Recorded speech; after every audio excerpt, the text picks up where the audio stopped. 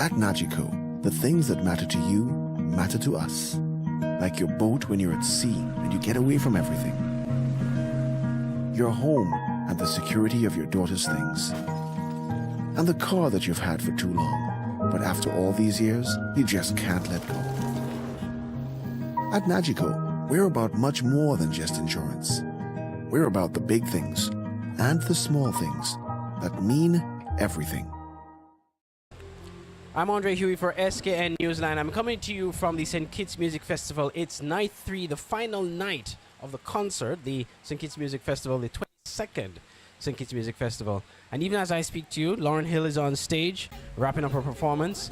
She really had the crowd going with her big hits from her album, The Miseducation of Lauryn Hill, as well as going all the way back in the mid-90s to songs from the Fugees, from the Score album, the group that she was, the hip-hop group that she was a part of before going out solo. Before that, we had performances from Patti LaBelle. Patti LaBelle really had the crowd going. She brought one of her backup singers, B. Slade, who is a former gospel singer, Tony, performing some lead vocals with him and really getting the crowd in a frenzy, bringing them back down memory lane and having a wonderful performance. Getting the night started off on Saturday night was Rhythm of the Beat, the group that's made up of persons from St. Kitts, band members from St. Kitts, singers from St. Kitts who are now based overseas, people like Bruce Skerritt and others who really brought the house down at the start of the show. They really had a fantastic performing some of the songs from the 1970s when they were here in St. Kitts, when they had a band here in St. Kitts.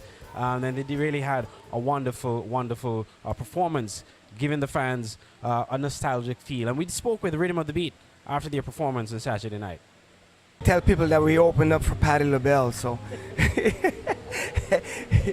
you know, I mean that's a great honor to be performing before her, and to be able to do it and feel good about it, to see the reaction of the crowd and see how responsive they were and how receptive to our music from back in the 70s into a younger generation out there. So it was very exciting to be a part of Patti LaBelle and Lauryn Hill and even Fetty Wap. I don't know much about him, but to just be among that group was truly amazing to be a part of that.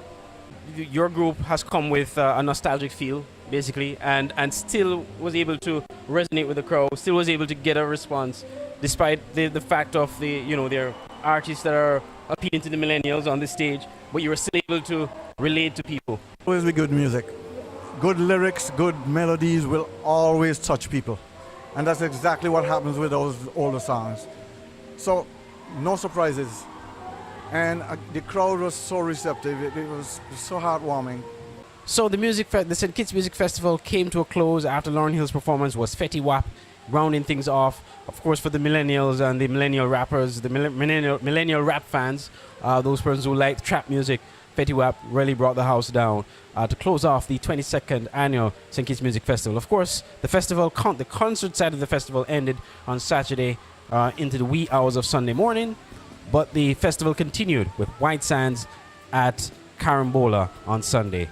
Reporting for SK Newsline on the 22nd annual St. Kitts Music Festival, I'm Andre Huey.